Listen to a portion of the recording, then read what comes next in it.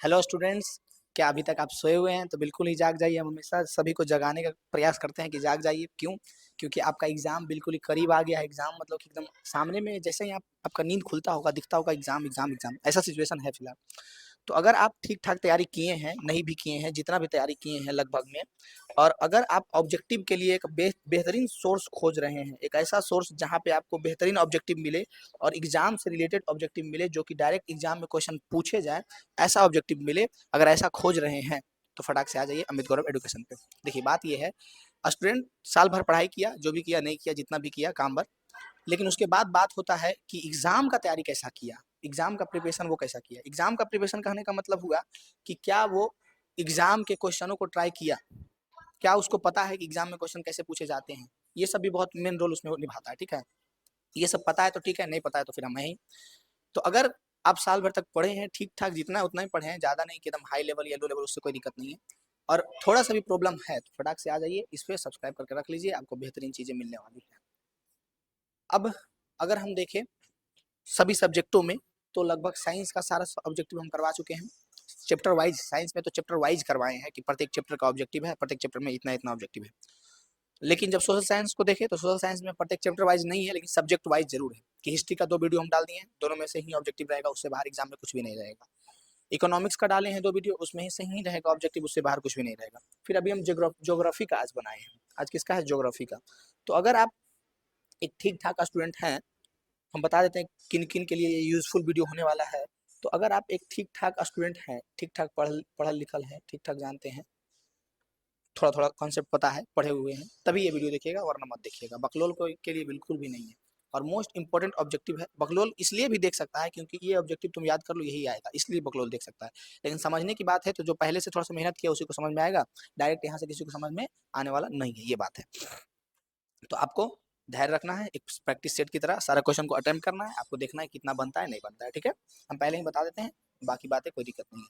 तो ज्योग्राफी में पहला क्वेश्चन है हमारा कि विश्व पर्यावरण दिवस कब मनाया जाता है। पहला क्वेश्चन क्या है कि विश्व पर्यावरण दिवस कब मनाया जाता है? 5 अप्रैल को, 5 जून को, 5 अगस्त को, या 5 अक्टूबर को? विश्व पर्यावरण दिवस कब मनाया जाता है? तो आपको याद रखना है 5 जून को मनाया जाता है। विश्व पर्यावरण दिवस कब मनाया जाता है? 5 जून को मनाया जाता है। नेक्स्ट क्वेश्चन है हमारा कि सौर ऊर्जा निम्नलिखित में से कौन सा संसाधन है? सौर ऊर्जा कैसी संसाधन है? मानवकृत है, नवीकरणीय है, अजैव है कि अनवीकरणीय है? सौर ऊर्जा कैसी संसाधन है जो बताइए। सौर ऊर्जा मानवकृत है कि नवीकरणीय है कि अजैव है कि अनवीकरणीय है? तो फिलहाल के लिए सौर ऊर्जा तो कैसी है? नवीकरणीय संसाधन है। कैसी है? नवीकरणीय संसाधन है। अभी तो इसका भंडारण खत्म होने वाला नहीं है, एक बार यूज करें, जितना यूज कीजिए सौर ऊर्जा को। किसने कहा संसाधन होते नहीं बनते? कौन वह व्यक्ति थे जिन्होंने कहा था कि संसाधन होते नहीं है? तीसरा नंबर क्वेश्चन का आंसर बताइए कि संसाधन होते नहीं बनते हैं, संसाधन होते नहीं बनते हैं। जिम्मरमैन, महात्मा गांधी, संदीप पांडे, या इनमें से कोई नहीं? कौन बोले थे कि संसाधन होते नहीं बनते हैं? तीसरा का आंसर बताइए, कौन कहे थे? जिम्मरमैन। जिम्मरमैन का ये कथन है जो जिन्होंने बोला था कि संसाधन क्या है? होते नहीं बनते हैं। नेक्स्ट क्वेश्चन है हमारा 4 नंबर क्वेश्चन, जिसको देखिए और समझिए और बताइए। 2014 में पूछा है, 2019 में पूछा है कि सौर ऊर्जा निम्नलिखित में से कौन सा संसाधन है? सौर ऊर्जा कौन सा संसाधन है? मानवकृत, पुनःपूर्ति, योग्य, अजैव या अचक्रीय? कैसा है बताइए। नवीकरणीय अनवीकरणीय ऑप्शन में नहीं है, ऑप्शन में है कि मानवकृत है, मानव के द्वारा बनाया गया, पुनः प्रतियोग्य है, अजैव है कि अचक्रीय? चक्रीय मतलब जो रिपीट हो रहा है, चक्रीय मतलब नहीं है। बताइए कौन सा? चौथा का आंसर, चौथा का आंसर हो जाएगा कि पुनः पूर्ति योग्य है। कैसा है? पुनः पूर्ति योग्य। फिलहाल के लिए तो सूर्य का जो ऊर्जा है वो हम लोगों के लिए पुनः पूर्ति योग्य है, मिलते जा रहा है, मिलते जा रहा है, मिलते जा रहा है ना, पुनः पूर्ति योग्य है। सौर ऊर्जा कैसे है? पुनः पूर्ति योग्य है। चौथा के बाद 5वां नंबर क्वेश्चन देखिए और बताइए कि आप ठीक ठाक पोजीशन पे हैं या नहीं है। ठीक ठाक पोजीशन कहने का मतलब, इसका एक बार कलर मिला लेते हैं। वीडियो लग रहा है हमको कि ज्यादा व्हाइट रेड दिख रहा है। कह रहा है कि द्वितीय पृथ्वी सम्मेलन कहाँ हुआ था? 5वां नंबर क्वेश्चन आपसे पूछ रहा है कि द्वितीय पृथ्वी सम्मेलन कहाँ हुआ था? द्वितीय पृथ्वी सम्मेलन कहाँ हुआ था जो बताइए। तो आपको याद रखना है कि द्वितीय पृथ्वी सम्मेलन जो है जोहान्सबर्ग में हुआ था। जोहान्सबर्ग जो कि दक्षिण अफ्रीका में है। तो आपको कहीं भी ऑप्शन में दिख रहा है न्यूयॉर्क है, पेरिस है, मॉस्को है, जोहान्सबर्ग दिख रहा है जो कि दक्षिण अफ्रीका में नहीं है। तो क्या हो जाएगा? इनमें से कोई नहीं। द्वितीय पृथ्वी सम्मेलन याद रखना है दक्षिण अफ्रीका के जोहान्सबर्ग में हुआ था, जो कि ऑप्शन में कहीं पे तो है ही नहीं। तो नहीं है, तुम्हारा आंसर क्या हो जाएगा? इनमें से कोई नहीं। 5वां के बाद 6वां नंबर क्वेश्चन देखिए और बताइए इसका आंसर कि प्राकृतिक संसाधनों के संचारण के लिए 1968 में कौन सा कन्वेंशन हुआ था? 2021 में क्वेश्चन पूछा है कि प्राकृतिक संसाधन के संरक्षण के लिए 1968 में कौन सा कन्वेंशन हुआ था? अफ्रीकी कन्वेंशन, कि वेटलैंड्स कन्वेंशन, कि विश्व आपदा कन्वेंशन, या फिर इनमें से कोई नहीं। छठा का आंसर क्या हो जाएगा कौन में? ठीक है, तो क्या हो जाएगा? अफ्रीकी कन्वेंशन। प्राकृतिक संसाधनों के संरक्षण के लिए 1968 में अफ्रीकी कन्वेंशन हुआ था। 7वां नंबर क्वेश्चन देखिए और बताइए कि निम्न में कौन अनवीकरणीय संसाधन है? कौन है जो अनवीकरणीय संसाधन है? सौर ऊर्जा, या जीवाश्म ईंधन, या जल विद्युत, या पवन ऊर्जा? कौन जो है अनवीकरणीय संसाधन है? बताइए। अगर आप अच्छा से पढ़े होंगे कि नवीकरणीय किसको कहते हैं, अनवीकरणीय किसको कहते हैं, तब आपको अंदाजा लग जाएगा कि सौर ऊर्जा, जल विद्युत और पवन ऊर्जा तो हम लोग आपूर्ति कर रहे हैं, फिलहाल खत्म हो रहा है, आपूर्ति हो रहा है, लेकिन जीवाश्म ईंधन हमारा कैसा है? अनवीकरणीय ऊर्जा है। कैसा है? अनवीकरणीय संसाधन है। 8वां नंबर क्वेश्चन देखिए और बताइए, क्योंकि इंपॉर्टेंट है, 2022 में पूछा था दोनों सिटिंग में, कि प्रथम पृथ्वी सम्मेलन कहाँ हुआ? द्वितीय पृथ्वी सम्मेलन क्या बोले? दक्षिण अफ्रीका के जोहान्सबर्ग में हुआ था, लेकिन प्रथम पृथ्वी सम्मेलन कहाँ हुआ था? रियो डी जनरियो में हुआ था, कि जोहान्सबर्ग में हुआ था, कि न्यूयॉर्क में होगा, टोक्यो? जोहान्सबर्ग में तो द्वितीय हुआ था, याद है। प्रथम कहाँ हुआ था? 8वां का आंसर। प्रथम पृथ्वी सम्मेलन कहाँ हुआ था? तो रियो डी जेनेरियो में होता। कहाँ होता? रियो डी जेनेरियो में होता। कहाँ होता? Rio de Janeiro. 8वां तक अगर पहुंचे तो 9वां को देखिए और इसका आंसर बताइए कि निम्न में से कौन नवीकरणीय ऊर्जा का स्रोत है? कौन जो है नवीकरणीय संसाधन का स्रोत है? कोयला, सौर ऊर्जा, पेट्रोलियम, या प्राकृतिक गैस? कौन जो है नवीकरणीय है? नवीकरणीय ऊर्जा का स्रोत कौन सा है?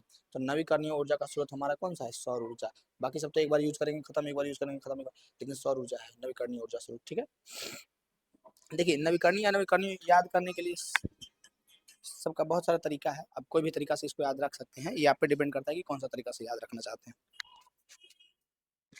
हेलो,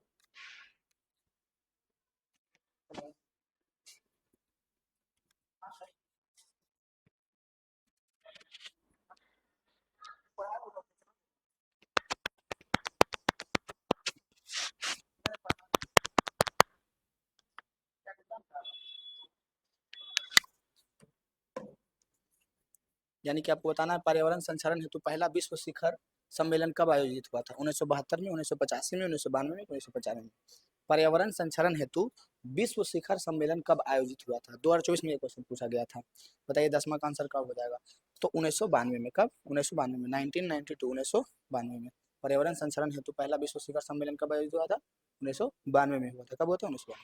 10वां के बाद 11 नंबर क्वेश्चन देखिए और फटाक से इसका आंसर बताइए कि निम्न में से कौन अजैविक संसाधन है? कौन जो है अजैविक संसाधन है? मानव, पक्षी, नदी, पेड़। इसमें से कौन जो है अजैविक संसाधन है? मानव, पक्षी, नदी और पेड़ में कौन अजैविक संसाधन है? आप भी कहिएगा कि नदी अजैविक है, पक्षी, मानव, पेड़ तो जैविक संसाधन है, अजैविक कौन हो जाएगा? नदी हमारा हो जाएगा अजैविक संसाधन। नेक्स्ट है 12 नंबर क्वेश्चन कि मेढक के प्रजनन को नष्ट करने वाला रसायन कौन सा है? कौन सा रसायन जो है मेढक के प्रजनन को नष्ट कर देता है? कौन सा रसायन जो है मेढक के प्रजनन को नष्ट कर देता है? 12 का आंसर क्या हो जाएगा? बेंजीन, की यूरिया, की एंड्रीन, की फास्फोरस? कौन जो है मेढक के प्रजनन को नष्ट कर देता है? बताइए। बेंजीन, यूरिया, एंड्रीन, की फास्फोरस? 2018 में ये क्वेश्चन पूछा था। मेढक के प्रजनन को नष्ट कौन करता है? एंड्रीन करता है। कौन करता है? एंड्रीन करता है। मेढक के प्रजनन को नष्ट एंड्रीन करता है। नेक्स्ट क्वेश्चन है हमारा, काली मिट्टी उपयुक्त है? 2019 में ये क्वेश्चन पूछा था। काली मिट्टी किस चीज के लिए उपयुक्त है? कपास के लिए, लीची के लिए, या गेहूं के लिए, या बाजरा के लिए? काली मिट्टी किस चीज के लिए उपयुक्त है? 13 का आंसर। 13 नंबर क्वेश्चन पूछ रहा है काली मिट्टी किस चीज के लिए उपयुक्त है? तो याद रखना है कपास के लिए। काली मिट्टी उपयुक्त है किसके लिए? कपास के लिए। काली मिट्टी किसके लिए उपयुक्त है? कपास के लिए। नेक्स्ट क्वेश्चन है हमारा कि काली मृदा का दूसरा नाम क्या है? इतना इंपॉर्टेंट क्वेश्चन, इससे अंदाजा लगाइए। 2013 में पूछा, 15 में पूछा, 17 में पूछा, 19 में पूछा कि काली मृदा का दूसरा नाम क्या है? आप याद रखते तो कितना इंपॉर्टेंट था आपके लिए। काली मृदा का दूसरा नाम क्या है? बताइए फटाक से, फटाक से बताइए कि काली मृदा का दूसरा नाम क्या है?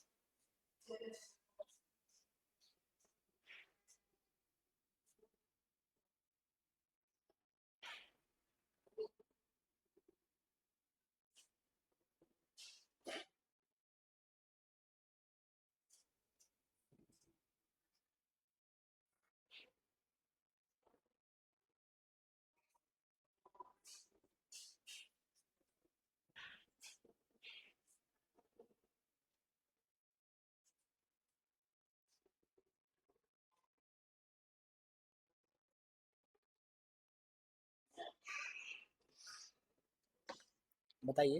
कह रहा है कि काली मृदा का दूसरा नाम क्या है? बालुई मृदा, रेगुर मृदा, लाल मृदा की पर्वतीय मृदा, क्या नाम है? काली मृदा का दूसरा नाम क्या है? काली मृदा का दूसरा नाम क्या है जो बताइए।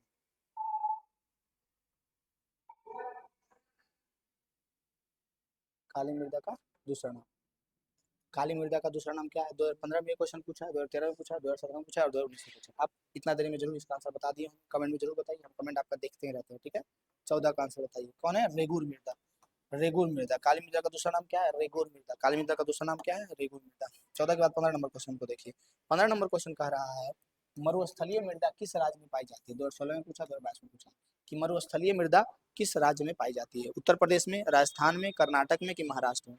मरुस्थलीय मृदा किस राज्य में पाई जाती है? उत्तर प्रदेश में, राजस्थान में, कर्नाटक में कि महाराष्ट्र में? उत्तर प्रदेश में, राजस्थान में, कर्नाटक में, महाराष्ट्र में। कहाँ पाया जाता है मरुस्थलीय मृदा? ये भी कोई पूछने वाला बात है। सबसे ज्यादा कहाँ पाया जाता है? ये बताइए, 15 का आंसर क्या हो जाएगा? सबसे ज्यादा कहाँ पाया जाता है? राजस्थान चल जाइए, जाके देखिए, वहाँ एकदम बालू है, मरुस्थलीय मृदा वहीं पाया जाता है। 15 के बाद 16 नंबर क्वेश्चन को देखिए और बताइए, 2012 में पूछा था, 2020 में पूछा था, 2021 में पूछा था, 2022 में पूछा था कि पंजाब में भूमि निम्नीकरण के मुख्य कारण क्या है? पंजाब में जो भूमि निम्नीकरण हो रहा है उसका मेन रीजन क्या है? क्या वनोन्मूलन है, कि गहन खेती है, कि अति पशुचारण है, या फिर अधिक सिंचाई है? पंजाब में जो भूमि निम्नीकरण है उसका मुख्य कारण क्या है? वनोन्मूलन है, कि गहन खेती है, कि अति पशुचारण है, कि अधिक सिंचाई है? वनोन्मूलन है, कि गहन खेती है, कि अति पशुचारण है, या फिर अधिक सिंचाई? क्या है पंजाब में भूमि निम्नीकरण का कारण? 16 का आंसर क्या हो जाएगा? अधिक सिंचाई है। 16 का आंसर क्या हो जाएगा? अधिक सिंचाई है वहाँ। नेक्स्ट है 17 नंबर क्वेश्चन, जो कि 2023 में पूछा था। आपके लिए बहुत ही खास क्वेश्चन है और आपको याद करना चाहिए कि निम्न में पुरानी जलोढ़ मिट्टी कौन है? कौन है जो निम्न में पुरानी जलोढ़ मिट्टी है? खाद, खादर, बांगर, लेटराइट, खादर, बांगर, लेटराइट या इनमें से कोई नहीं? कौन जो है पुरानी जलोढ़ मिट्टी है? 17 का आंसर बताइए, 17 का आंसर बताइए।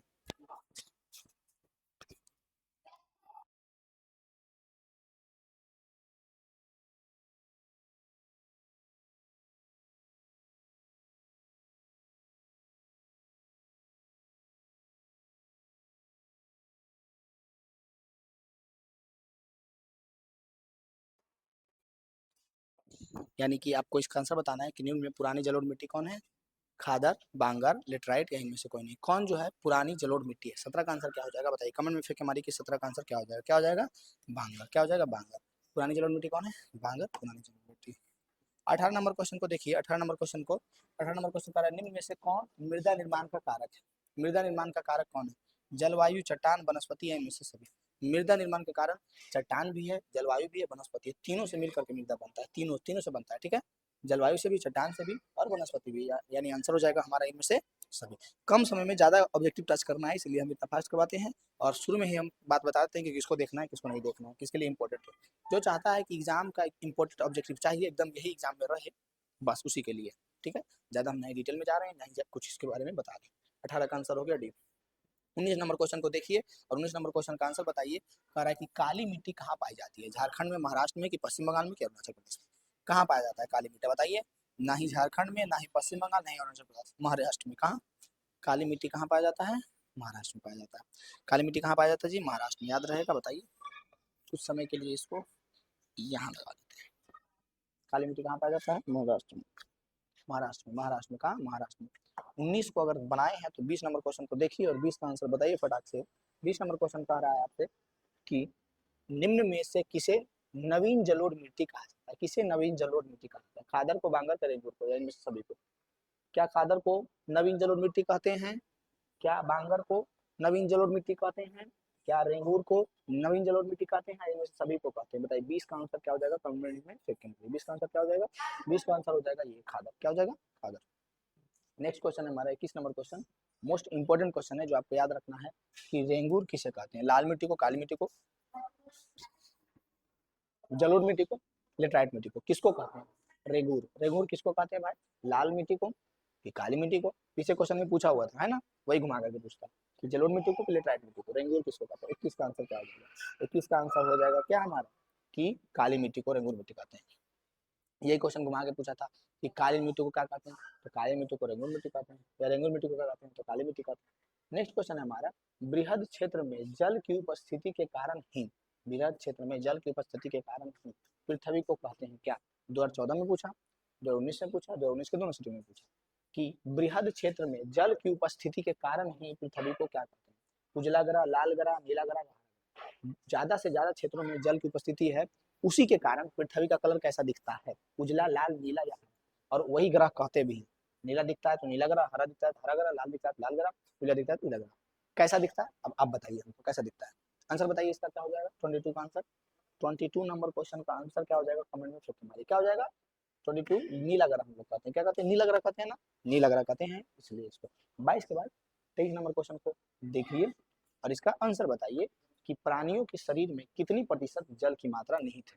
2018 में पूछा, 2020 में पूछा है कि प्राणियों के शरीर में कितनी प्रतिशत जल की मात्रा निहित है, 55%, 60 की 65 की 70, कितना प्रतिशत प्राणियों के शरीर में जल होता है, कितना प्रतिशत, 23 का कितना प्रतिशत होता है जी? हाँ याद रखना है, मोस्ट इंपोर्टेंट क्वेश्चनों में से एक है जो कि हमेशा पूछा जाता है और उम्मीद है इस बार भी पूछा जाएगा। तो अगर आप याद रखते हैं तो बहुत बेहतरीन होगा, नहीं याद रखते हैं नहीं बेहतरीन होगा।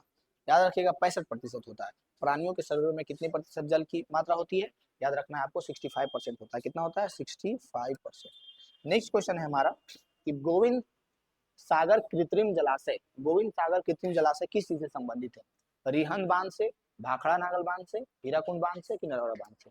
गोविंद सागर कृत्रिम जलाशय जो है वो किससे संबंधित है, तो याद रखना है कि गोविंद सागर कृत्रिम जलाशय जो है वो भाखड़ा नांगल बांध से संबंधित है। किससे है, भाखड़ा नांगल बांध से संबंधित है। 24 के बाद 25 नंबर क्वेश्चन को देखिए और इसका आंसर बताइए। 25 नंबर क्वेश्चन पूछ रहा है आपसे, हीराकुंड परियोजना किस नदी पर है, महानदी पर, गोदावरी नदी पे कि दामोदर नदी पर कि सतलज नदी पर। हीराकुंड परियोजना किस नदी पर है, 25 का आंसर क्या होगा। तो आपको याद रखना है हीराकुंड परियोजना जो है वो किस नदी पर है, तो महानदी पर है। कहाँ है, महानदी पर। हीराकुंड परियोजना जो है वो कौन सी नदी पे है, तो महानदी पे है। कौन सी नदी पे है। 25 के बाद 26 नंबर क्वेश्चन को देखिए और देखते हैं इसको, एकदम गोली मारिए। कह रहा है कि भारत में सबसे बड़ा मानव निर्मित जलाशय कौन सा है, भारत में मानव निर्मित जलाशय सबसे बड़ा कौन सा है, भारत में मानव निर्मित जलाशय सबसे बड़ा कौन सा है। नागार्जुन सागर, कृष्णा सागर, गोविंद बल्लभ पंत सागर या गोविंद सागर, कौन सा है।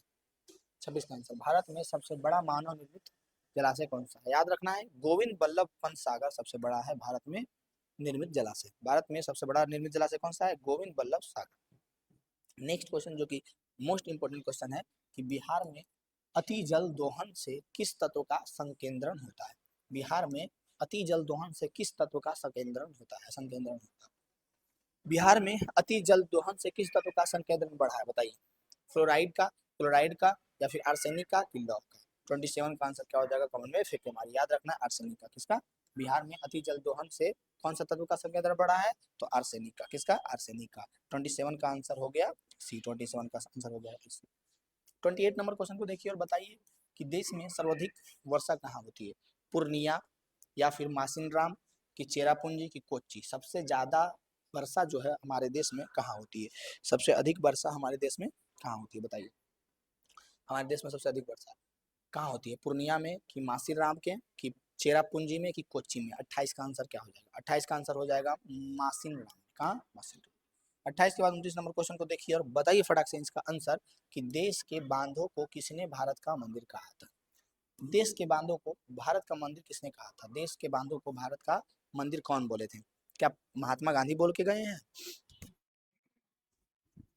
पंडित जवाहरलाल नेहरू बन के बोल के गए हैं कि डॉक्टर राजेंद्र प्रसाद या स्वामी विवेकानंद। चारों में बताइए कि देश के बांध को भारत के मंदिर कौन बोले थे। 29 का आंसर क्या हो जाएगा, कमेंट में मारिए क्या हो जाएगा, पंडित जवाहरलाल नेहरू बोले थे कि देश की बांध जो है वो भारत की मंदिर के समान है। 29 के बाद 30 नंबर क्वेश्चन देखिए, नर्मदा घाटी परियोजना किस राज्यों में संबंधित है, नर्मदा घाटी परियोजना किस राज्यों से संबंधित है।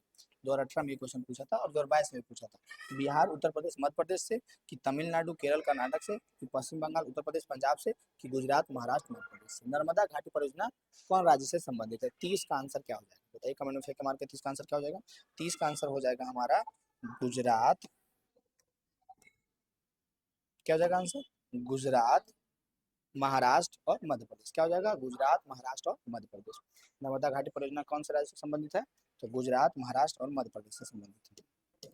नेक्स्ट क्वेश्चन है हमारा कि भारत का सबसे लंबा बांध कौन सा है। 2021 में क्वेश्चन पूछा था कि भारत का सबसे लंबा बांध कौन सा है। हीराकुंड बांध, हीराकुंड बांध कि टिहरी बांध कि रिहंद बांध या फिर भाखड़ा बांध? कौन जो है भारत का सबसे बड़ा बांध है, सबसे लंबा बांध है? कौन जो है भारत का सबसे लंबा बांध है? बताइए, हीराकुंड बांध कि टिहरी बांध कि रिहंद बांध? कौन जो है भारत का सबसे लंबा बांध है? इसका आंसर क्या हो जाएगा कमेंट में लिख के मारिए। 31 का आंसर क्या हो जाएगा बताइए? 31 नंबर क्वेश्चन का आंसर हो जाएगा हीराकुंड बांध। भारत का सबसे लंबा बांध कौन सा है? हीराकुंड बांध है। कौन सा है? हीराकुंड बांध। 31 के बाद 32 नंबर क्वेश्चन को देखिए और बताइए कि भाखड़ा नांगल परियोजना किस नदी पर बनी है? भाखड़ा नांगल परियोजना कौन सी नदी पर बनी है? महानदी पर, सतलज पर, गोदावरी पर, कृष्णा नदी? भाखड़ा नांगल परियोजना किस नदी पर बनी है? 32 का आंसर, भाखड़ा नांगल परियोजना किस नदी पर बनी है? 32 का आंसर क्या हो जाएगा? 32 का आंसर हो जाएगा सतलज। भाखड़ा नांगल परियोजना कौन सी नदी पर बना है? तो सतलज नदी पर बना है। 32 के बाद 33 नंबर क्वेश्चन को देखिए, देखते हैं, गोली मारिए और आंसर बताइए। प्रथम राष्ट्रीय जल नीति कब लागू हुई? अगस्त 1980 में, जुलाई 1985 में, सितंबर 1987 में, अक्टूबर 1990 में? प्रथम राष्ट्रीय जल नीति कब लागू हुआ था? 33 का आंसर क्या हो जाएगा? प्रथम प्रथम राष्ट्रीय जल नीति कब लागू हुआ था? सितंबर 1987 में। कब लागू हुआ था? सितंबर 1987 में। कब लागू हुआ था? सितंबर 1987 में। 33 के बाद 34 नंबर क्वेश्चन को देखिए और देखते ही बताइए कि इसका आंसर क्या हो जाएगा कि कृष्णा राज सागर बांध किस नदी पर बना है? कृष्णा राज सागर बांध किस नदी पर बना है? कृष्णा नदी पर, नर्मदा नदी पर, कि कावेरी नदी पर, कि रिहंद नदी पर? कृष्णा राज सागर बांध कौन सी नदी पर बना है? इसका आंसर हमको चाहिए जल्दी से। कृष्णा नदी पे, नर्मदा नदी पे, कि कावेरी नदी पे, कि रिहंद नदी पे? 34 का आंसर क्या हो जाएगा? तो 34 का आंसर हो जाएगा कावेरी नदी पे। क्या हो जाएगा? कावेरी। कृष्णा राज सागर बांध कौन सी नदी पे है? तो कावेरी नदी पे। कौन से पे है? कावेरी नदी पे। 34 अगर हो गया हो तो 35 को देखिए और आंसर बताइए कि भूमिगत जल स्तर का गिरावट रोकने के लिए कौन योजना चलाई गई है? भूमिगत जल स्तर और नीचे ना जाए ये रोकने के लिए कौन योजना चलाई गई थी? वर्षा जल संग्रहण, की वाटर शेड मैनेजमेंट, या ड्रिप सिंचाई, या इनमें से सभी? कौन योजना चलाई गई थी? 35 का आंसर क्या हो जाएगा? वर्षा जल संग्रहण भी चलाया गया, वाटर शेड मैनेजमेंट भी, ड्रिप सिंचाई भी, यानी इनमें से सभी। आंसर क्या हो जाएगा हमारा? इनमें से सभी, डी हो जाएगा। क्या हो जाएगा? डी, इनमें से सभी। 35 अगर ठीक ठाक हो गया हो तो 36 को देखिए और इसका आंसर बताइए कि दक्षिण भारत की सबसे बड़ी नदी घाटी परियोजना कौन सी है? दक्षिण भारत की सबसे बड़ी, दक्षिण भारत की दक्षिण भारत की सबसे बड़ी नदी घाटी परियोजना कौन सी है? तुंगभद्रा, चंबल, या फिर शरावती, या फिर हीराकुंड? कौन जो है दक्षिण भारत की सबसे बड़ी नदी घाटी परियोजना है? 36 का आंसर क्या हो जाएगा? 36 का आंसर क्या हो जाएगा? 36 का आंसर हो जाएगा तुंगभद्रा। क्या हो जाएगा? दक्षिण भारत की सबसे बड़ी नदी घाटी परियोजना कौन सी है? तुंगभद्रा है। 36 के बाद 37 को देखिए और इसका आंसर बताइए कि किस भाग में मैंग्रोव वन सबसे अधिक पाया जाता है? कौन से भाग में मैंग्रोव वन सबसे अधिक पाया जाता है? पूर्वोत्तर राज्य में, सुंदरवन में, पश्चिमी तट में, अंडमान निकोबार द्वीप समूह में? कहाँ जो है मैंग्रोव वन सबसे अधिक पाया जाता है? 37 का आंसर, मैंग्रोव वन सबसे अधिक कहाँ पाया जाता है? सुंदरवन में। कहाँ? सुंदरवन में। सबसे अधिक मैंग्रोव वन कहाँ पाया जाता है? सुंदरवन में। ठीक है। 37 के बाद 38 को देखिए। पर है कि संद्रावती नदी घाटी परियोजना कहाँ अवस्थित है? शरावती जो है नदी घाटी परियोजना वो कहाँ अवस्थित है? बिहार में, उत्तर प्रदेश में, कर्नाटक में, कि तमिलनाडु में? 38 क्वेश्चन को देखिए और इसका आंसर बताइए कहाँ है? कर्नाटक में। कहाँ है? कर्नाटक में। ठीक है। 38 के बाद 39 को देखिए। हम लोग एकदम रफ्तार में जल्दी से 100 क्वेश्चन प्रैक्टिस करवाने वाले हैं और हम यहाँ पर आपको वैसे क्वेश्चन दे रहे हैं, बिल्कुल वही क्वेश्चन दे रहे हैं जो बिल्कुल एग्जाम में आने वाला है। उससे बाहर एक भी क्वेश्चन नहीं रहने वाला है। उससे बाहर एक भी क्वेश्चन नहीं रहने, जो एग्जाम में पूछा जाएगा एकदम वही क्वेश्चन हम आपको देने वाले हैं। तो जरूर से जरूर बनाइएगा। 39 नंबर क्वेश्चन को देखिए और बताइए कि इंदिरा गांधी नहर किस राज्य में स्थित है? इंदिरा गांधी नहर कौन से राज्य में है? केरल में, महाराष्ट्र में, राजस्थान में, कि बिहार में? इंदिरा गांधी नहर किस राज्य में? 39 का आंसर, इंदिरा गांधी नहर किस राज्य में है? याद रखना है, राजस्थान में है। इंदिरा गांधी नहर किस राज्य में है? तो राजस्थान में। 40 नंबर क्वेश्चन को देखिए और बताइए कि दामोदर घाटी परियोजना किस राज्य में स्थित है? दामोदर घाटी परियोजना अगर बोले कौन से राज्य में स्थित है तो इसका आंसर क्या हो जाएगा बताइए? झारखंड में, पश्चिम बंगाल में, बिहार में, कि उड़ीसा में? 40 का आंसर, 40 का आंसर क्या हो जाएगा? झारखंड में। दामोदर घाटी परियोजना कहाँ है? तो झारखंड में। दामोदर घाटी परियोजना कहाँ स्थित है? झारखंड में। नेक्स्ट है 41 नंबर क्वेश्चन, जो बताइए कि एक एनजीओ की वानिकी रिपोर्ट के अनुसार 1948 में विश्व में कितने हेक्टेयर भूमि पर वन का विस्तार था? एनजी रिपोर्ट के अनुसार जो 1948 में आया था कि विश्व में कितने हेक्टेयर भूमि पर जमीन था? 600 हेक्टेयर, करोड़ हेक्टेयर पे, या 400 करोड़ हेक्टेयर पे, कि 800 करोड़ हेक्टेयर पे, कि 500 करोड़ हेक्टेयर? कितने करोड़ हेक्टेयर पे जमीन कितने करोड़ हेक्टेयर जमीन पे वन था? किसके अनुसार? जो एनजी रिपोर्ट आया था, एनजीओ की वानिकी रिपोर्ट जो आया था, एनजीओ की जो एनजीओ की जो वाणिज्य रिपोर्ट आया था 1948 में, उसके अनुसार 41 का आंसर क्या हो जाएगा बताइए। कितना था? 400 करोड़ हेक्टेयर। कितना था? 400 करोड़ हेक्टेयर। कितना था? 400 करोड़ हेक्टेयर। ठीक है। 41 नंबर क्वेश्चन अगर ठीक ठाक है तो 42 को देखिए और इसका आंसर कमेंट में फेंक के मारिए। 42 नंबर क्वेश्चन आपसे चीख चीख करके पूछ रहा है कि संविधान की धारा 21 का संबंध किससे? आर्टिकल 31 जो है संविधान का, 31 नहीं 21, आर्टिकल 21 जो है संविधान का, उसका संबंध किससे है? संविधान के बारे में भी थोड़ा सा आया है, उसमें जानना है, पढ़ना है हम लोगों को कि वन्य जीवों तथा प्राकृतिक संसाधनों के संरक्षण से है, या फिर मृदा संरक्षण से है, या कि जल संसाधन से है, कि खनिज संपदा से संरक्षण से है। संविधान की जो आर्टिकल 21 है, धारा 21 है, वो है खनिज संपदा संरक्षण से संबंधित है। किससे है? खनिज संपदा संरक्षण से संबंधित है।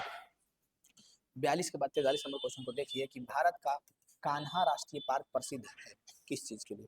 भारत का जो कान्हा राष्ट्रीय पार्क है वो किस चीज के लिए प्रसिद्ध है? शेर के लिए, बाघ के लिए, हिरन के लिए, कि हाथी के लिए? किस चीज के लिए भारत का कान्हा राष्ट्रीय पार्क प्रसिद्ध है? 43 का आंसर, 43 का आंसर हो जाएगा कि बाघ के लिए प्रसिद्ध है। भारत का कान्हा राष्ट्रीय पार्क जो है वो बाघ के लिए प्रसिद्ध है। यहाँ पे हम लोग कितना मिनट में पहुंच चुके हैं जी? अभी बहुत कम ही समय में पहुंचे हैं, 20 मिनट, 20 मिनट समय लिया ना आपका, 20 मिनट समय में गर्दा मचाए हैं 40 क्वेश्चन, यानी गर्दा मचा दिए हैं एकदम। 100 क्वेश्चन अभी पुराएंगे और इस ज्योग्राफी से मात्र हम आपको देंगे 160 क्वेश्चन। कितना? 160 क्वेश्चन। और जो भी क्वेश्चन रहेगा एग्जाम में वो इसी से रहेगा, इससे बाहर कुछ नहीं रहेगा। ये क्वेश्चन हमारा हो गया था खनिज संपदा संरक्षण से है। भारत का कान्हा राष्ट्रीय पार्क प्रसिद्ध है किसके लिए? बाघ के लिए है। 44, भारत का राष्ट्रीय पक्षी कौन है? बताइए। मजाक होता है कि नहीं? कभी कभी मजाक भी होता है एग्जाम में, और ये क्वेश्चन हम ऐसे ही नहीं लाए, कोई साल पूछा था। तो ऐसा है कि कभी कभी मजाक भी किया जाता है आपसे, और इस मजाक को आप नहीं समझ पाते हैं, नहीं बेहतर कर पाते हैं, तो बहुत बड़ा बुड़बक और गधा है आप। कि भारत का राष्ट्रीय पक्षी कौन है ये भी नहीं पता है आपको, तो बताइए। चुल्लू भर पानी ऐसे लीजिएगा, नाक उसमें डुबाइए, स्वाहा हो जाइए। कबूतर, हंस, मयूर, तोता, कौन जो है भारत का राष्ट्रीय पक्षी? 44 का आंसर। भारत का राष्ट्रीय पक्षी कौन कौन है? मोर है ना जी, मयूर, मोर। अब ये भी हम क्या कर सकते हैं, ये सब क्वेश्चन भी आप लोग नहीं बनाइएगा। सुंदरवन कहाँ है? कर्नाटक में, पश्चिम बंगाल में, केरल में, उड़ीसा में। सुंदरवन कहाँ है? कर्नाटक में है कि पश्चिम बंगाल में है कि केरल में है कि उड़ीसा में है? 45 का आंसर। सुंदरवन कहाँ है? याद रखना है, सुंदरवन जो है वो पश्चिम बंगाल में। कहाँ है? सुंदरवन जो हमारा वो पश्चिम बंगाल में। 45 के बाद 46 नंबर क्वेश्चन को देखिए और इसका आंसर बताइए कि निम्न में से कौन सा जानवर केवल भारत में ही पाया जाता है? कौन सा जानवर जो है सिर्फ भारत में पाया जाता है? घड़ियाल, डॉल्फिन, हेल की कछुआ? डॉल्फिन जो है वो भारत के गंगा नदी में पाया जाता है। हाँ, और साथ में ये हमारा राष्ट्रीय जलीय जीव भी है डॉल्फिन। साथ में ये बांग्लादेश में भी पाया जाता है और नेपाल में भी पाया जाता है डॉल्फिन। लेकिन यहाँ पे हेल कछुआ तो बहुत जगह पाया जाता है, लेकिन घड़ियाल जो है, घड़ियाल, कछुआ तो बहुत देशों में पाया जाता है, घड़ियाल वो सिर्फ इंडिया में पाया जाता है। ठीक है। लेकिन अगर डॉल्फिन कहीं आंसर दिखे तो एक बात याद रखना, डॉल्फिन बांग्लादेश में भी पाया जाता है, नेपाल में भी पाया जाता है। निम्न में से कौन सा जानवर केवल भारत में ही पाया जाता है? तो आंसर हो जाएगा घड़ियाल। 46 का आंसर हो जाएगा घड़ियाल। 46 का आंसर हो जाएगा घड़ियाल।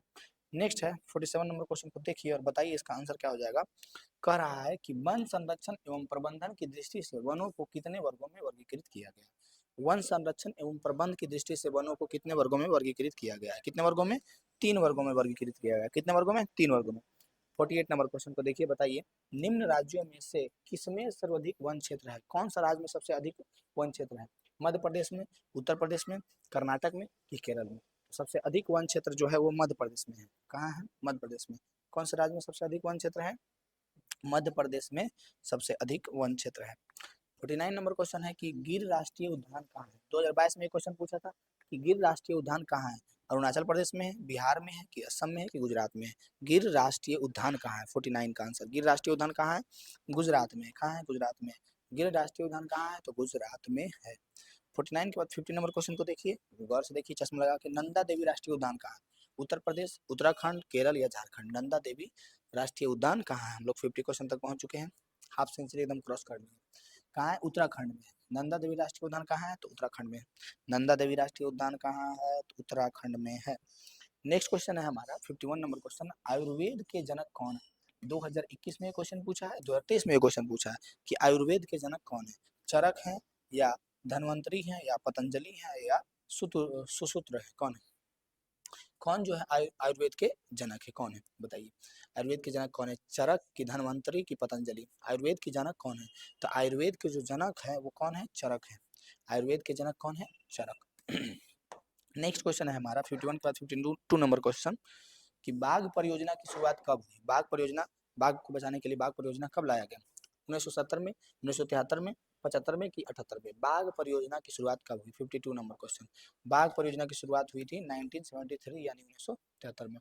बाघ परियोजना की शुरुआत 1973 में हुई थी। नेक्स्ट है 53 नंबर क्वेश्चन कि काजीरंगा राष्ट्रीय उद्यान कहाँ स्थित है। काजीरंगा राष्ट्रीय उद्यान कहाँ है, राजस्थान में है कि उत्तर प्रदेश में है कि उत्तराखंड में है कि असम में है। काजीरंगा राष्ट्रीय उद्यान जो है वो कहाँ स्थित है, राजस्थान में है, उत्तर प्रदेश में है कि उत्तराखंड में है कि असम में। 53 का आंसर क्या हो जाएगा, असम में है। काजीरंगा राष्ट्रीय उद्यान कहाँ है, तो असम में है। काजीरंगा राष्ट्रीय उद्यान कहाँ है, असम में।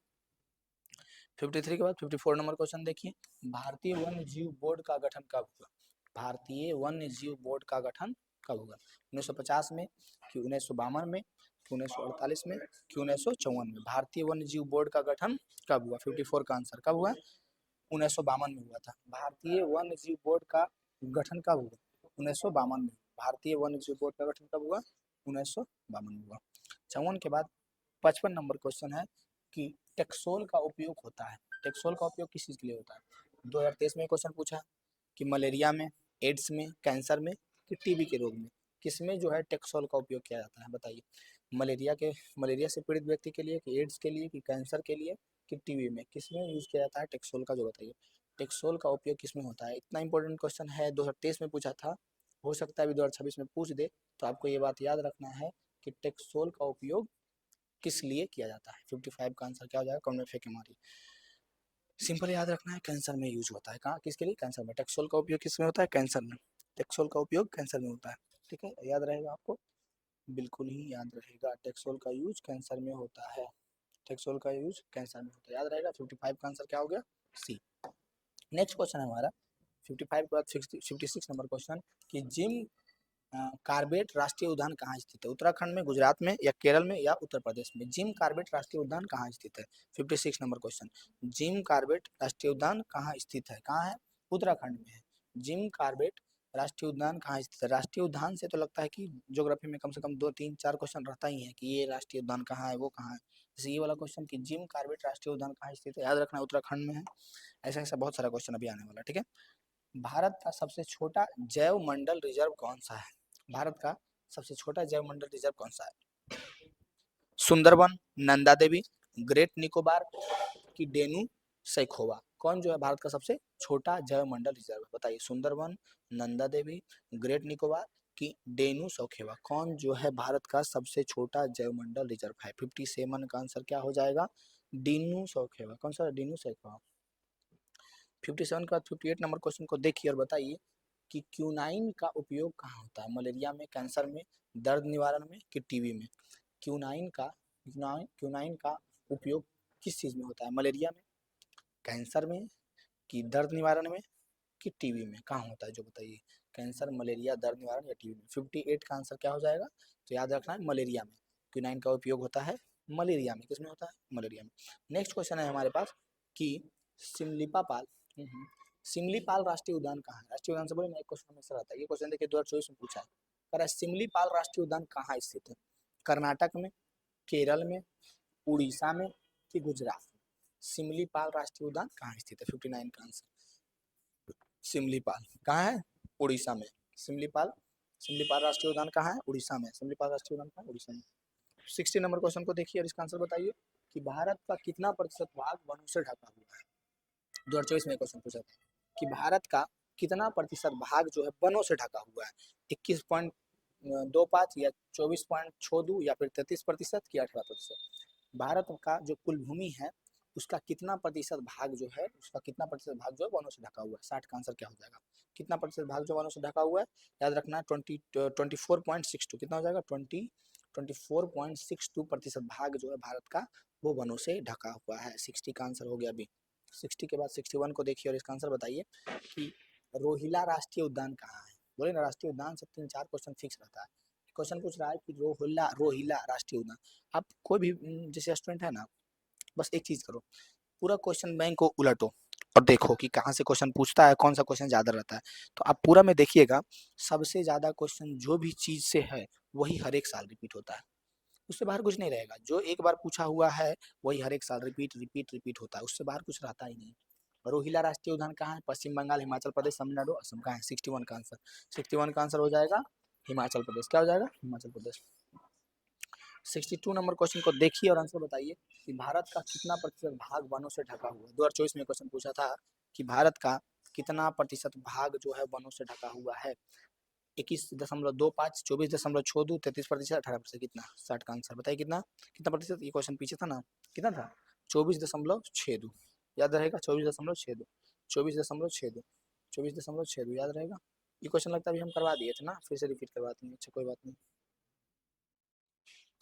ये हैंग हो रहा है। 24.62, भारत में कितना प्रतिशत वनों से ढका हुआ? 24.62। रोहिला राष्ट्रीय उद्यान कहाँ है?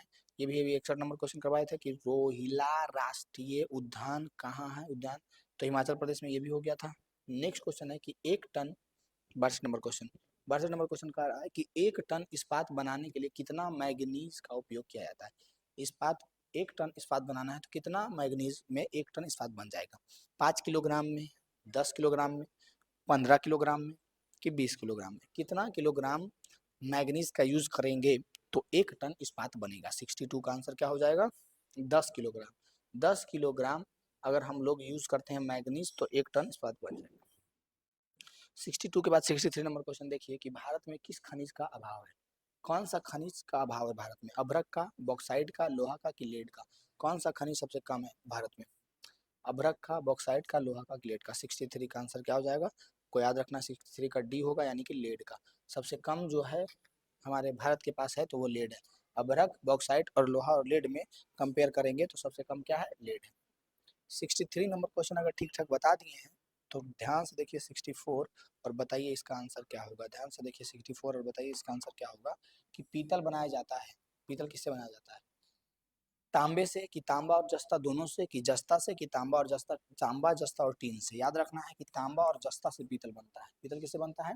तांबा और जस्ता से। पीतल किससे बनता है? तांबा और जस्ता से। 65 नंबर देखिए कि कोयला है, कोयला कैसा संसाधन है? अनवीकरणीय संसाधन है, कि जैव संसाधन है, कि नवीकरणीय संसाधन है, कि इनमें से कोई नहीं? 65 का आंसर क्या हो जाएगा? याद रखना है 65 का आंसर हो जाएगा अनवीकरणीय संसाधन है। कोयला कैसे संसाधन है? सोचने वाली बात है, ये क्वेश्चन इंपॉर्टेंट है, याद रखना कि कोयला कैसा है तो अनवीकरणीय संसाधन है। कोयला कैसा है तो अनवीकरणीय संसाधन है। 66 को देखो, करा निम्नलिखित खनिजों में कोडरमा किससे संबंधित है? बॉक्साइट, अभ्रक, लौह अयस्क या तांबा? झारखंड का कोडरमा है ना, याद है ना? झारखंड में कोडरमा, बिहार वाले सबको पता है झारखंड में कोडरमा, झारखंड में कोडरमा है। तो वो किस चीज से संबंधित है? बॉक्साइट से, कि अभ्रक से, या फिर लॉ एस्क से, कि तांबा से? 66 का आंसर क्या हो जाएगा? 66 का आंसर हो जाएगा बॉक्साइट से। क्या हो जाएगा? बॉक्साइट से। 66 के बाद 67 को देखिए और आंसर बताइए कि लॉ एस्क है। 2021 में क्वेश्चन पूछा गया था। लॉ एस्क है, कौन जो है लॉ एस्क है? लॉ एस्क मतलब कैसा है संसाधन? नवीकरणीय है, कि अनवीकरणीय है, कि जैव संसाधन है, कि मानव कृत का है? बताइए 67 का आंसर क्या है? तो याद रखना है ये है हमारा अनवीकरणीय संसाधन है। लॉ एस कैसा संसाधन है? अनवीकरणीय संसाधन है। 68 को देखिए, निम्न में से कौन लौह युक्त खनिज का उदाहरण है? कौन जो है लौह युक्त खनिज का उदाहरण है? मैग्नेटाइट, अभ्रक, बॉक्साइट, की चूना पत्थर? कौन लौह युक्त खनिज का उदाहरण है? 68 का आंसर लौह युक्त खनिज का उदाहरण है मैग्नेटाइट। कौन है? मैग्नेटाइट। 68 के बाद 69 को देखिए और आंसर बताइए कि किस खनिज का उद्योगों की जननी कहा जाता है? किस खनिज को उद्योगों की जननी कहा जाता है? सोना को, तांबा का, लोहा को, या फिर मैग्नीज को? किसको जो है, किसको किसको उद्योगों की जननी कहा जाता है? सोना, तांबा, लोहा या मैग्नीज? सोना, तांबा, लोहा या मैग्नीज किसको जो है उद्योगों की जननी कहा जाता है? 69 का आंसर हो जाएगा लोहा को। उद्योगों की जननी किसको कहा जाता है? लोहा को। उद्योगों की जननी लोहा। 70 को देखिए, कह रहा है बॉक्साइट का सबसे बड़ा उत्पादक राज्य है। बॉक्साइट का सबसे बड़ा उत्पादक राज्य कौन है? झारखंड, पश्चिम बंगाल, उड़ीसा, गुजरात? झारखंड, पश्चिम बंगाल, उड़ीसा, गुजरात? कौन जो है बॉक्साइट का सबसे बड़ा उत्पादक राज्य है? बॉक्साइट सबसे ज्यादा उत्पादक कहाँ होता है? 70 कहाँ होता है? उड़ीसा में। बॉक्साइट सबसे ज्यादा उत्पादक कहाँ होता है? उड़ीसा में।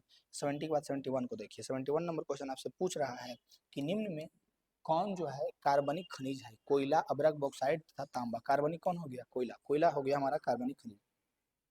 71 के बाद 72 को देखिए और बताइए कि भारत का सबसे बड़ा लौह अयस्क उत्पादक वाला राज्य कौन सा है? सबसे ज्यादा लौह हम लोग को किस राज्य, कौन सा राज्य सबसे ज्यादा लौह उत्पाद करता है? उड़ीसा, झारखंड, कर्नाटक की गोवा। कौन जो है सबसे बड़ा लौह अयस्क उत्पादक राज्य है? 72 का आंसर, 72 का आंसर क्या हो जाएगा? 72 का आंसर हो जाएगा ए, उड़ीसा।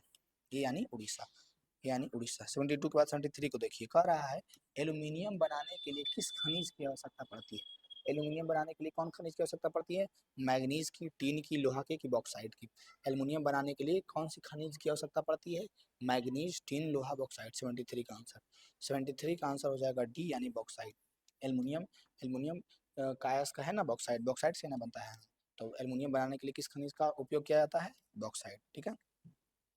73 के बाद 74 नंबर क्वेश्चन को देखिए और इसका आंसर बताइए कि मैग्नीज उत्पादन में अग्रणी राज्य कौन सा है? कौन सा राज्य मैग्नीज उत्पादन में सबसे आगे है? सबसे ज्यादा मैग्नीज उत्पादन कौन से राज्य में होता है? मैग्नीज उत्पादन में सबसे ज्यादा राज्य कौन है? सबसे आगे वाला राज्य कौन सा है मैग्नीज उत्पादन में? उड़ीसा, मध्य प्रदेश, महाराष्ट्र, कर्नाटक। चारों में कौन जो है, चारों में कौन जो है मैग्नीज उत्पादन में सबसे आगे वाला, सबसे ज्यादा मैग्नीज उत्पादन करने वाला राज्य? 74 कौन जो है? तो मध्य प्रदेश। सब में सबसे ज्यादा मैग्नीज उत्पादन कौन करता है? मध्य प्रदेश करता है। 74 के बाद 75 कि निम्न में से कौन लौह अयस्क का एक प्रकार है? लौह अयस्क का एक प्रकार कौन है? लिग्नाइट, हेमाटाइट, बिटुमिनस, इनमें से सभी। लौह अयस्क का एक प्रकार कौन है? 75 तो कौन है? हेमाटाइट है। लौह अयस्क का एक प्रकार कौन है? हेमाटाइट। कौन है? हेमाटाइट। कौन है? हेमाटाइट। Answer number B. कौन है? हेमाटाइट। बाय, हेमाटाइट है। कौन जो है लौह अयस्क का प्रकार है? हेमाटाइट। 75। 76 को देख लो, 76 को देखो और बताओ, भारत किस खनिज के उत्पादन में विश्व के अग्रणी? भारत अगर विश्व की, पूरे विश्व में देखा जाए तो भारत कौन सा खनिज उत्पादन में सबसे आगे है? भारत जो है कौन सा खनिज उत्पादन में सबसे आगे है? मैग्नीज, तांबा, बॉक्साइट, अब्रक। किस चीज के उत्पादन में भारत सबसे आगे है? 76 का आंसर, 76 का आंसर क्या हो जाएगा? डी, यानी कि अब्रक। क्या हो जाएगा? डी, अब्रक। भारत कौन से खनिज उत्पादन में सबसे आगे है? अब्रक। किसमें? अब्रक। 76 के बाद 77 नंबर क्वेश्चन को देखिए, कह रहा है भारत में सबसे पुराना तेल भंडार कहाँ है? भारत में सबसे पुराना तेल भंडार कहाँ है? बॉम्बे हाई में, बॉम्बे हाई में, कि अंकलेश्वर में, कि नौगांव में, कि डिगबोई में? सबसे पुराना तेल भंडार कहाँ है भारत में? याद रखना है, डिगबोई, डिगबोई, डिगबोई याद रखना है। डिगबोई जो है भारत का सबसे पुराना तेल भंडार है। ठीक है। 77 के बाद 78 को देखिए, कह रहा है झारखंड के झरिया क्षेत्र में मुख्यतः क्या पाया जाता है? झारखंड के झरिया में क्या पाया जाता है? थोरियम, रेशम, कोयला, सोना। झारखंड के, झारखंड ऐसा राज्य है ना, मतलब जब से झारखंड बिहार से अलग हुआ है ना, तो बिहार को कंगाल कर दिया। जब तक वो था ना, तो कम से कम एक चीज था कि खनिजों का भरपूर था हम लोग। जैसे बिहार झारखंड जब एक था, तो हम लोगों के पास था ना बहुत ज्यादा खनिज, मतलब झारखंड के पास था, तो झारखंड हम लोग के साथ था, तो हम लोग के पास भी था। लेकिन बिहार से अलग हुआ ना, तो आओ कंगाल कर दिया। समझ आ रहा है ना? झारखंड जब से अलग हुआ है, तो झारखंड में, झारखंड के झरिया जो एक जगह है, उसमें क्या पाया जाता है? थोरियम, रेशम, कोयला की सोना। क्या पाया जाता है? 78 का आंसर क्या पाया जाता है? कोयला। झारखंड के झरिया में सबसे ज्यादा क्या पाया जाता है? याद रखना है, कोयला। 78 के बाद 79, इनमें से कौन सी प्राथमिक ऊर्जा नहीं है? कौन जो है प्राथमिक ऊर्जा नहीं है? प्राकृतिक गैस, विद्युत, या पेट्रोलियम, या कोयला। प्राथमिक ऊर्जा के अंतर्गत कौन नहीं आता है? याद रखना है, विद्युत। प्राथमिक ऊर्जा के अंतर्गत कौन नहीं आता है? विद्युत। विद्युत जो है प्राथमिक ऊर्जा के अंतर्गत नहीं आता है। 80 कह रहा है यूरेनियम का प्रमुख उत्पादक केंद्र है। यूरेनियम का प्रमुख उत्पादक केंद्र कौन है? डिगबोई, घाटशिला, झरिया, जादूगोड़ा। कौन कौन जो है, कौन जो है यूरेनियम का प्रमुख उत्पादक केंद्र है? जादूगोड़ा जो कि झारखंड में है, झरिया, या फिर घाटशिला, या डिगबोई। यूरेनियम, तो यूरेनियम जो है, यूरेनियम भी है सबसे ज्यादा जो उत्पादक केंद्र है, ये हमारा झारखंड में ही है, जो कि जादूगोड़ा एक जगह का नाम है, झारखंड का जादूगोड़ा। नेक्स्ट है 80 के बाद 81 नंबर क्वेश्चन, ऊर्जा के मुख्य स्रोत हैं। 2018 में क्वेश्चन पूछा, 2019 में क्वेश्चन पूछा है कि ऊर्जा का मुख्य स्रोत क्या है? कोयला, पेट्रोलियम, विद्युत, या तीनों, इनमें से सभी। आंसर हो जाएगा इनमें से सभी। ऊर्जा के मुख्य स्रोत कोयला भी है, पेट्रोलियम भी है, विद्युत भी है, तीनों यानी इनमें से सभी हो जाएगा। 81 के बाद 82 को देखिए, कह रहा है भारत में कोयले का सर्वप्रमुख उत्पादक राज्य है। भारत में कोयले का सर्वप्रमुख उत्पादक राज्य कौन है? पश्चिम बंगाल, की झारखंड, की उड़ीसा, की छत्तीसगढ़। कौन जो है भारत में कोयले का सर्वप्रमुख उत्पादक राज्य है? आपको क्या लगता है सबसे ज्यादा भारत में कोयला कौन देता है? तो भूल से भी झारखंड नहीं मार दीजिएगा, छत्तीसगढ़ है, सबसे ज्यादा देता है छत्तीसगढ़। ठीक है, 82 का आंसर हो गया डी। अब देखिए 83 नंबर क्वेश्चन। 83 नंबर क्वेश्चन क्या कह रहा है? 83 नंबर क्वेश्चन आपसे पूछ रहा है कि हीराकुंड बांध कहाँ है, जो कि 2020 में ये क्वेश्चन पूछा गया था कि हीराकुंड बांध कहाँ है, कर्नाटक में है कि तमिलनाडु में है कि बिहार में है कि उड़ीसा में है? हीराकुंड बांध कहाँ है? याद रखना है, 83 का आंसर हो जाएगा हीराकुंड बांध जो है उड़ीसा में है। हीराकुंड बांध कहाँ है? उड़ीसा में है। हीराकुंड बांध कहाँ है? तो याद रखिएगा हीराकुंड बांध जो है उड़ीसा में है। 83 के बाद 84 को देखिए, कह रहा है तारापुर ऊर्जा केंद्र है। तारापुर ऊर्जा केंद्र कहाँ है? गुजरात में, मध्य प्रदेश में, छत्तीसगढ़ में कि महाराष्ट्र में? तारापुर ऊर्जा केंद्र कहाँ है? तारापुर ऊर्जा केंद्र कहाँ है? गुजरात में है कि मध्य प्रदेश में है कि छत्तीसगढ़ में है कि महाराष्ट्र में? 84 नंबर का आंसर हो जाएगा डी, महाराष्ट्र में है। तारापुर ऊर्जा केंद्र कहाँ है? महाराष्ट्र में। 85 को देखिए और बताइए कि सबसे घटिया कोयला कौन सा है? कौन सा कोयला, जो कोयला का प्रकार होता है उसमें से कौन सा कोयला सबसे घटिया होता है, जो कि कम हीट देता है और अधिक धुआं देता है? कौन? एंथ्रासाइट, बिटुमिनस, लिग्नाइट की पीट कोयला? सबसे घटिया कोयला के अंतर्गत कौन आता है? पीट कोयला सबसे घटिया होता है, जो कि अधिक से अधिक धुआं देता है। चूंकि ये सस्ता जरूर होता है, सस्ता होता है, लेकिन ये धुआं अधिक देता है और हीट कम देता है। कौन सा कोयला? पीट कोयला। नेक्स्ट है हमारा, निम्न में से कौन एशिया का सबसे बड़ा परमाणु शक्ति केंद्र है? कौन जो है एशिया का सबसे बड़ा परमाणु शक्ति केंद्र है? तारापुर, नरौरा, कल्पक्कम या फिर कैगा? कौन जो है एशिया का सबसे बड़ा परमाणु शक्ति केंद्र है? 86। 86 का आंसर हो जाएगा ए, तारापुर। कौन जो एशिया का सबसे बड़ा परमाणु शक्ति केंद्र है? तो तारापुर। कौन है? तारापुर। 86 के बाद 87 को देखिए और इसका आंसर बताइए कि भारत का प्रथम तेल शोधक कारखाना कहाँ स्थित है? भारत का सर्वप्रथम जो तेल शोधक कारखाना है वो कहाँ स्थित है? मथुरा में, बरौनी में, डिगबोई में कि गुवाहाटी में? इसका आंसर आप लोग आराम से बता सकते हैं, डिगबोई में। कहाँ? डिगबोई में। भारत का प्रथम तेल शोधक कारखाना कहाँ स्थित है? डिगबोई में। कहाँ स्थित है जी? डिगबोई में स्थित है। ठीक है, 87 के बाद 88 नंबर क्वेश्चन को देखिए और बताइए इसका आंसर क्या होगा कि सर्वोच्चम कोयला प्रकार, सबसे खराब कोयला कौन था? पीट कोयला था ना। और सबसे अच्छा कौन है? 2018 में दोनों सीटिंग में पूछा था और 2021 में पूछा था कि कोयला का सबसे उच्चतम प्रकार। एंथ्रासाइट, पीट, पीट सबसे खराब है, लिग्नाइट, बिटुमिनस। सबसे अच्छा कोयला कौन है जो कम धुआं देता है और हीट ज्यादा देता है? 88 का आंसर, और अधिक से अधिक समय तक वो चलते रहता है उसका हीट। एंथ्रासाइट। कौन सा है? एंथ्रासाइट। एंथ्रासाइट कोयला सबसे बेहतरीन कोयला है।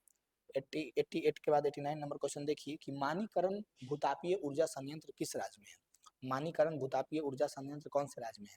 ए में है हिमाचल प्रदेश, सी में है, सॉरी, ए में है पंजाब और सी में है हिमाचल प्रदेश। सी में है हिमाचल प्रदेश और बी में है उत्तराखंड और डी में है मणिपुर। मानीकरण भूतापीय ऊर्जा संयंत्र कौन से राज्य में? 89 का आंसर। मानीकरण कौन सा में है? तो याद रखना हिमाचल प्रदेश में। किसमें? मानीकरण भूतापीय ऊर्जा संयंत्र कौन राज्य में है? हिमाचल प्रदेश में। 90 नंबर क्वेश्चन को देखिए, भारत में मुख्यतः किस प्रकार का कोयला पाया जाता है? भारत में किस प्रकार का कोयला पाया जाता है? एंथ्रासाइट, लिग्नाइट, बिटुमिनस की पीट कोयला?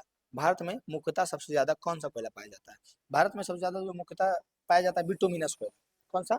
बिटुमिनस कोयला। भारत में मुख्यतः बिटुमिनस कोयला पाया जाता है। कौन सा? बिटुमिनस कोयला। नेक्स्ट है 90 के बाद 91 नंबर क्वेश्चन कि भारत की प्राचीनतम कोयले की खान कौन है? भारत की प्राचीनतम कोयले की खान कौन सा है? रानीगंज, झरिया, धनबाद, कोरबा? भारत की सबसे प्राचीनतम कोयले की खान, सबसे पुराना कोयले की खान कौन है? याद रखना है, रानीगंज है। कौन है? रानीगंज। भारत की सबसे प्राचीनतम कोयले की खान कौन सी है? रानीगंज। नेक्स्ट क्वेश्चन है, ध्यान से देखिएगा कि भारत के किस स्थान पर पहला परमाणु ऊर्जा केंद्र स्थापित हुआ? भारत के कौन से स्थान पर पहला परमाणु ऊर्जा केंद्र स्थापित किया गया था? कलपक्कम में, नरोरा में, राणा प्रताप सागर में कि तारापुर में? भारत के किस स्थान पर पहला परमाणु ऊर्जा केंद्र स्थापित किया गया था? 92। 92 का आंसर हो जाएगा तारापुर। 92 का आंसर तारापुर हो जाएगा। क्या हो जाएगा? तारापुर। 92 के बाद 93 क्वेश्चन को देखिए और बताइए कि प्राकृतिक गैस किस खनिज के साथ पाया जाता है? 2021 में पूछा है, 2023 में पूछा है कि प्राकृतिक गैस जो है वो कौन से खनिज के साथ पाया जाता है? यूरेनियम के साथ, पेट्रोलियम के साथ, चूना पत्थर के साथ कि कोयला के साथ? प्राकृतिक गैस किस खनिज के साथ पाया जाता है? 93 का आंसर। 93 का आंसर हो जाएगा बी, पेट्रोलियम के साथ। प्राकृतिक गैस जो है किसके साथ पाया जाता है? तो पेट्रोलियम के साथ पाया जाता है। 93 के बाद 94 नंबर क्वेश्चन, निम्न में कौन जीवाश्म ईंधन है? इतना में कौन जो है जीवाश्म ईंधन है? कोयला, पेट्रोलियम, प्राकृतिक गैस या इनमें से सभी? कौन जो है जीवाश्म ईंधन है? 94 का आंसर बताइए कमेंट में जल्दी। कौन जो है जीवाश्म ईंधन है? तो ये तीनों, कोयला, पेट्रोलियम, प्राकृतिक गैस, तीनों, यानी इनमें से सभी हो जाएगा। कौन जो है जीवाश्म ईंधन है? इनमें से सभी, यानी तीनों हो जाएगा। हम लोग इसका ज्योग्राफी का 2 वीडियो करने वाले हैं। ये है हमारा लेक्चर 1, जिसमें हम लोगों ने 95 ऑब्जेक्टिव किया, 95 आंसर बताते हैं क्या है। और आपको ध्यान रखना है कि आपको एग्जाम का अगर बेहतरीन से बेहतरीन तैयारी करना है तो आपको आंख बंद करके कम से कम चीज़ों पर फोकस करना पड़ेगा जो कि एग्जाम से रिलेटेड हो, क्योंकि पढ़ने वाला स्टूडेंट साल भर मेहनत करता है, वो नॉलेज गेन कर लेता है, पढ़ लेता है। अब समय है एग्जाम की तैयारी की। अब क्या है, अब तैयारी की समय है। अब बहुत हो गया पढ़ाई लिखाई, साल भर आप किए नहीं किए ठीक है, लेकिन अब जो है यहाँ से समय है तैयारी की।